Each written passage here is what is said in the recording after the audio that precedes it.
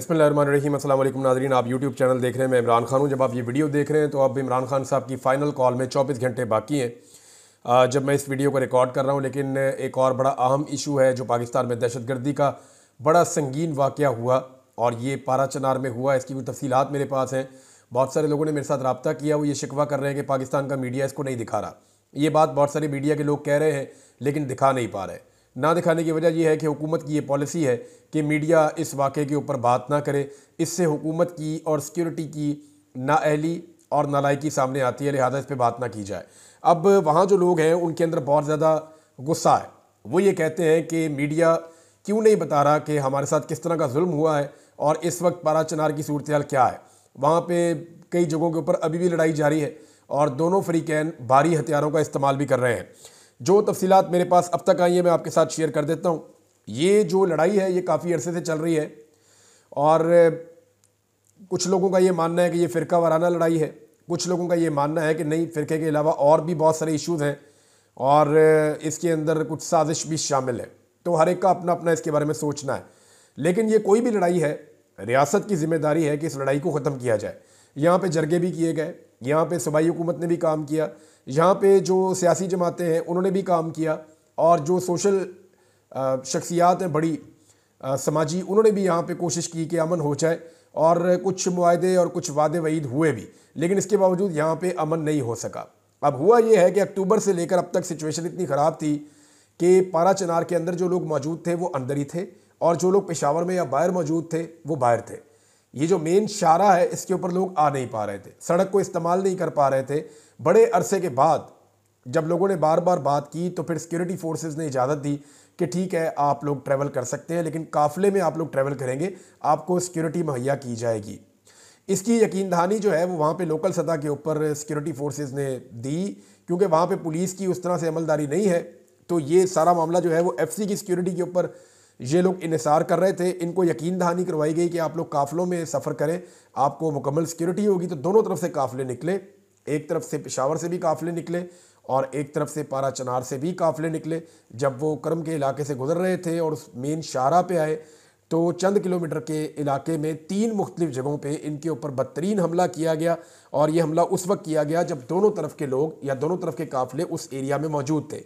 यानी जो हमला करने वाले हैं उनकी पूरी प्लानिंग थी, उनकी मनसूबाबंदी थी और 3 जगह से ये बताया जाता है कि शायद मोर्चे बनाकर उन्होंने अटैक किया है। जो आगे और पीछे वाली गाड़ियां हैं उनको ज़्यादा नुकसान हुआ। तक की इतला के मुताबिक 45 लोग जो हैं वो शहीद हो चुके हैं, जबकि लगभग 40 के करीब लोग जो है वो शदीद ज़ख्मी हैं जिन्हें अस्पतालों में मुंतकिल किया गया है।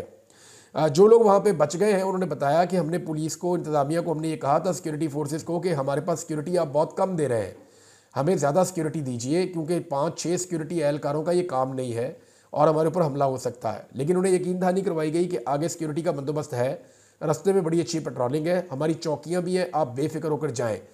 तो सिक्योरिटी फोर्सेस पे इंतज़ार करने के बाद ये लोग निकले थे, लेकिन वो इनके लिए ख़तरनाक साबित हुआ, जानलेवा साबित हुआ। अब ये जो वाक़या हुआ उसके बाद रद्द-ए-अमल के तौर पे लड़ाई बहुत बढ़ गई है। ये मैं आपको बता देता हूँ कि जो लोग बीच में बातचीत करने वाले थे उनसे लोगों ने बातचीत करने से भी मना कर दिया है। अब दोनों फरीकैन के दरमियान इस वक्त झड़पें चल रही हैं और शदीद लड़ाई जारी है। लोअर करम के 3 इलाकों में BBC ने रिपोर्ट किया है कि वहाँ पे शदीद लड़ाई हो रही है। मकानों को, दुकानों को और पेट्रोल पंप्स को आग लगा दी गई है और नुकसान का अभी तक अंदाज़ा नहीं हो रहा। इंटरनेट वहाँ पे मुअत्तल है और अमन व अमान की सूरत हाल इंतहाई मखदूश है। अब ऐसे में सारी सूरत हाल हुकूमत की इस इलाके की जानिब होनी चाहिए थी, लेकिन बदकिस्मती से पूरी की पूरी फ़ेडरल गवर्नमेंट और जितने भी इदारे हैं वो इसी काम पे लगे हैं कि सियासतदानों को कैसे कंट्रोल करना है, इमरान खान को और उसकी पार्टी को कैसे कंट्रोल करना है। ये दहशतगर्दी के ख़िलाफ़ लड़ाई जो है, मुझे नहीं लगता कि इसमें उतनी संजीदगी दिखाई जा रही है। इस पे तो होना ये चाहिए था कि फ़ौरी तौर पे फ़ेडरल गवर्नमेंट को जाके वज़ीर आला के साथ बैठना चाहिए था, वज़ीर आला की बात सुननी चाहिए थी, उनको मुकम्मल इख्तियारात भी देने चाहिए थे और उनके साथ मिलकर इस इलाके को क्लियर करना चाहिए था ताकि यहाँ पे मज़ीद खून रेज़ी ना हो। लेकिन अभी वहाँ सिचुएशन ऐसी है कि हालात ख़राब हो रहे हैं। इमरान खान साहब ने इसके ऊपर एक स्टेटमेंट दिया था, मैं ज़रूरी समझता हूँ वहाँ पे आपको बता दूँ। उन्होंने कहा जी, पारा चनार में दहशतगर्दी, टारगेट किलिंग के वाक़यात में कीमती जानों का ज़िया इंतहाई अफसोसनाक और काबिल मज़म्मत है। पाकिस्तान की सिक्योरिटी एजेंसीज जिनका काम शहरियों को दहशतगर्दी से बचाना है, उन्हें मुसलसल 2.5 साल से सियासी इंतकाम लेने पर लगाया गया है। पुलिस और फौजी जवान रोज़ाना शहीद हो रहे हैं, लेकिन सिक्योरिटी इदारों की तवज्जो तहरीक इंसाफ को कुचलने पर मरकूज़ है, जिसकी वजह से अमन व अमान की सूरत हाल रोज़ बरोज़ बिगड़ती जा रही है और दहशतगर्दी का मसला दोबारा सर उठा चुका है। पुलिस के आईजीज़ भी मेरिट की बजाय सियासी बुनियादों पर लगाए हुए हैं, जिसकी वजह से पुलिसिंग सिस्टम भी तबाह हो चुका है। मेरा एस्टेब्लिशमेंट और जाली हुकूमत को पैगाम है कि दहशतगर्दी का मामला सिर्फ अस्करी ऑपरेशन से हल होने वाला नहीं है। ये एक हसास मसला है जिसके लिए सियासी हिकमत अमली की अशद ज़रूरत है, मगर यहाँ किसी के पास कोई ऐसी मुअस्सर हिकमत अमली मौजूद नहीं है जिससे इस मसले का खात्मा किया जा सके। जाली हुकूमत की नाअहली इस मामले पर भी सर चढ़कर बोल रही है।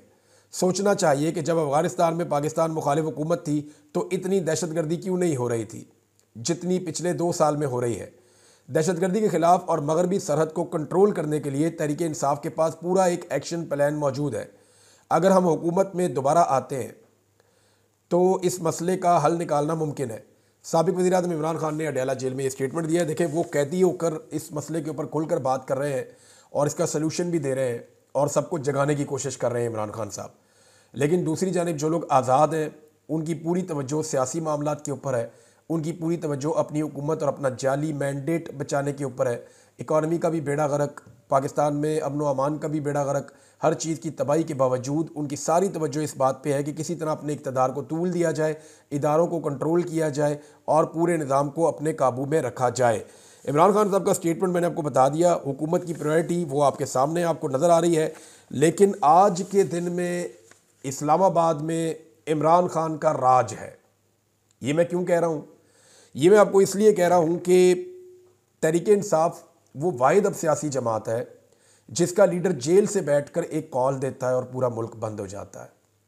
यानी अभी इमरान खान का कारकुन भी नहीं निकला, इमरान खान के लोग बाहर भी नहीं आए, इसके बावजूद पूरा का पूरा इस्लामाबाद और उसकी सराउंडिंग बंद हो गई है। अमली तौर पे जो इस्लामाबाद में जर्नलिस्ट हैं उनसे मैंने बात की तो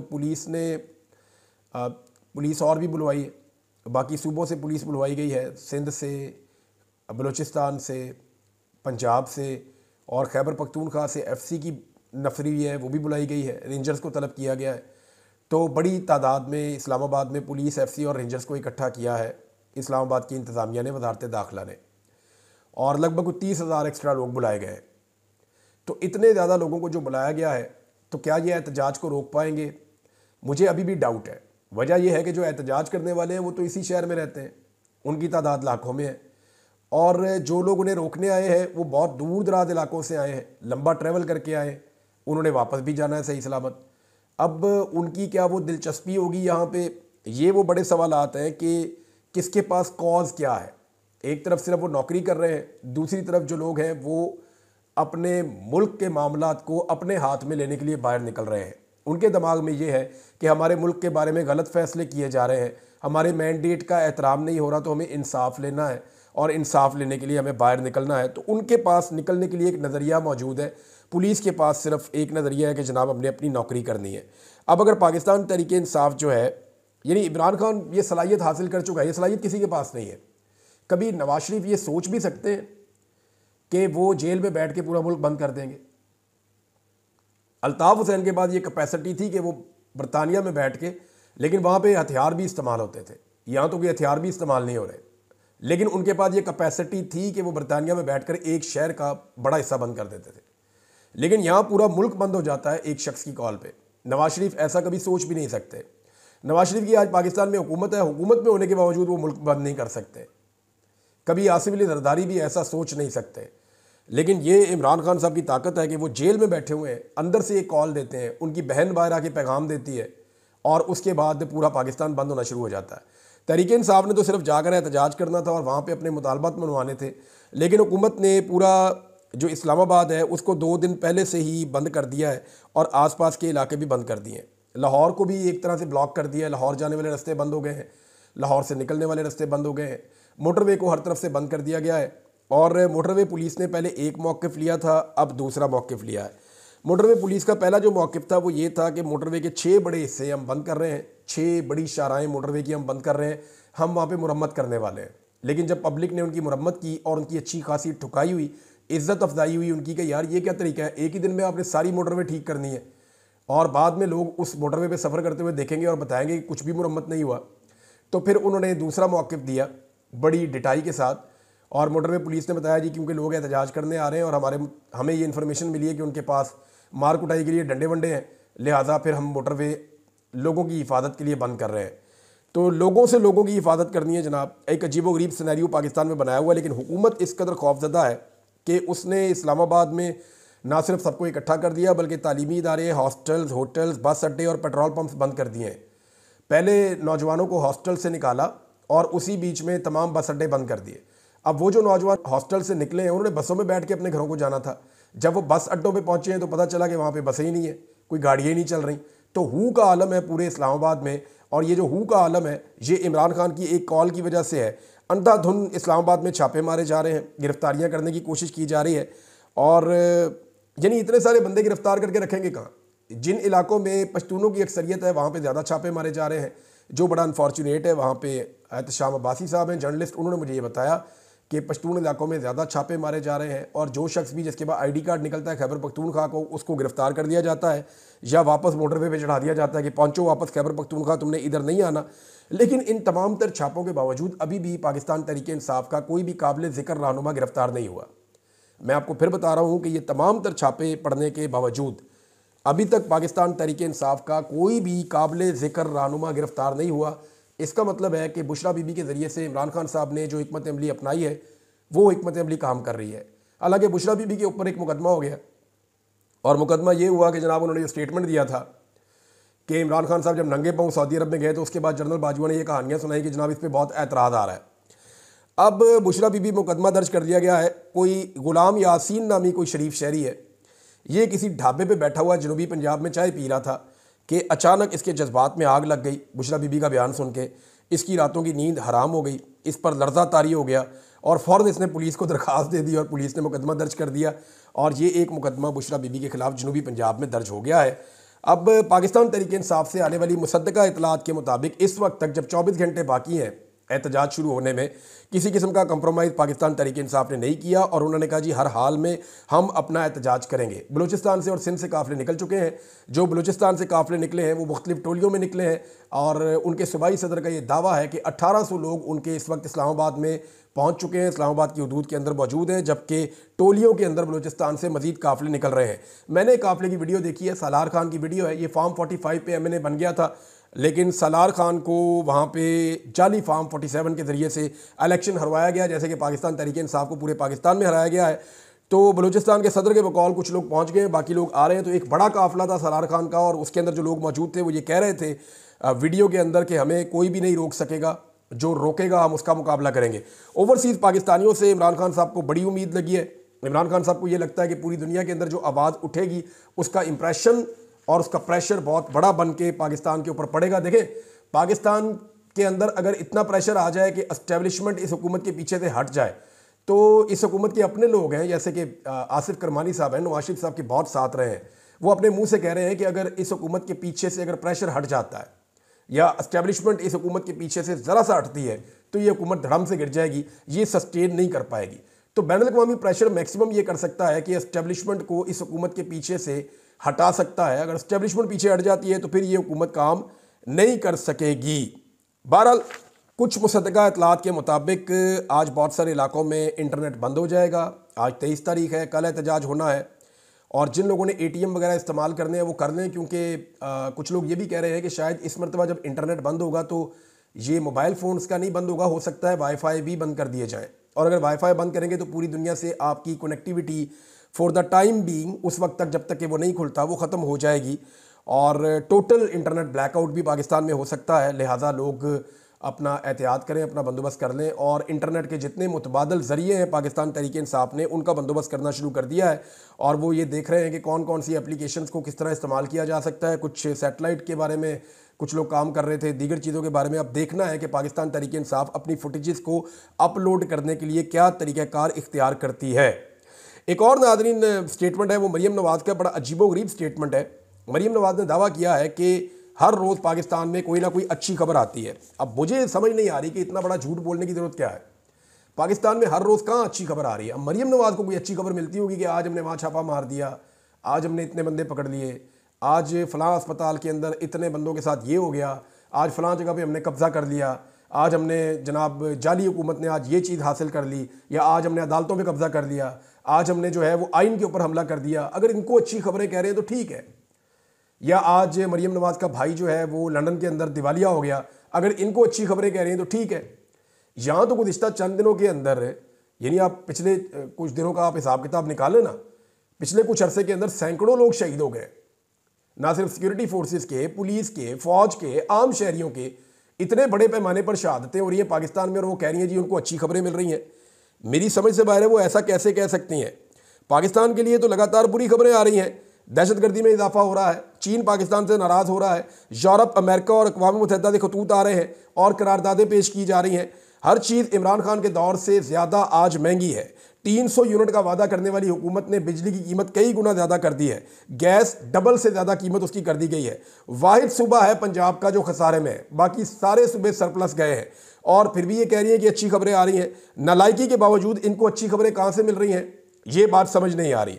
कोई पाकिस्तान का इदारा खरीदने को तैयार नहीं है। लॉ एंड ऑर्डर की सिचुएशन पाकिस्तान दुनिया के टॉप 3 ममालिक की फहरिस्त में शामिल हो चुका है। पाकिस्तान का पासपोर्ट लगातार तनज़ली का शिकार हो रहा है, लोग पाकिस्तान छोड़ छोड़ कर जा रहे हैं, टैलेंट मुल्क से बाहर शिफ्ट हो रहा है, पढ़े लिखे लोग मुल्क से बाहर जा रहे हैं, माहिरीन मुल्क से बाहर जा रहे हैं, सरमायाकार इस मुल्क को छोड़कर भाग रहे हैं। पता नहीं इनको अच्छी खबरें कहाँ से मिल रही हैं।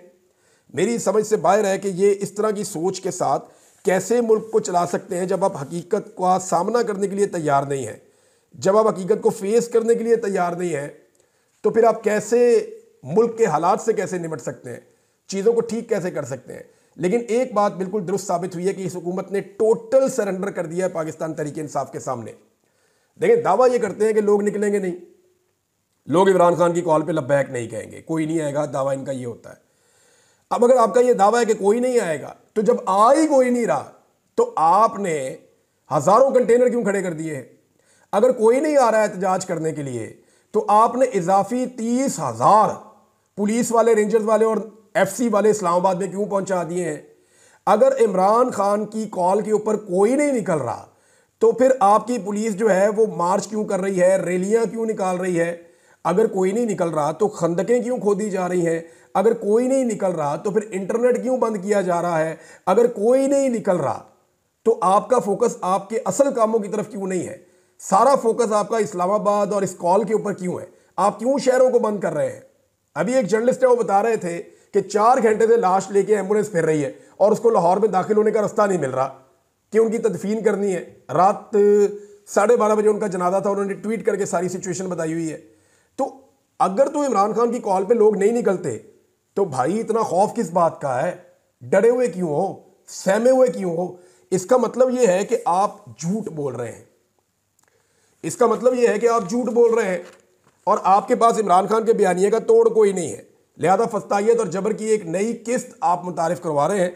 लेकिन इस दफ़ा अगर पाकिस्तानी निकला है और पाकिस्तान तहरीक इंसाफ ने सब्र से काम लिया, तहरीक इंसाफ ने हुकूमत को थकाने वाला काम किया, और अगर सवाबी में बैठ गया तहरीक इंसाफ वाले बड़ी तादाद में आकर और हुकूमत से कहा कि जब आप रास्ते खोलेंगे हम आ जाएंगे इस्लामाबाद में, और अगर वहाँ पे बैठे रहना ये, तो फिर इस हुकूमत का तख्ता हो जाएगा। ये मैं आपको बता रहा हूँ कि हुकूमत को थकाना ज़रूरी है लड़ने से ज़्यादा। अगर पाकिस्तान तहरीक इंसाफ हिकमत अमली पे जाती है तो सिचुएशन कुछ और होगी। अब तक इतने, अपना ख्याल रखिएगा, अपने चैनल का भी। अल्लाह हाफ़िज़।